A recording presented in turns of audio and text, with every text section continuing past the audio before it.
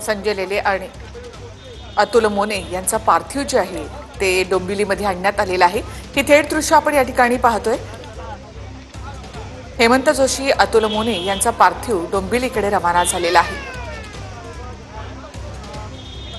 संजय लेले अतुल मोने हेमंत जोशी हे एकमेकांचे चुलत मावस भावंड आहेत। त्यांचा पार्थिव डोंबिवलीकडे आता रवाना करण्यात आलेला आहे। या तीनही भावंडांची एकत्र अंत्ययात्रा निघणार आहे।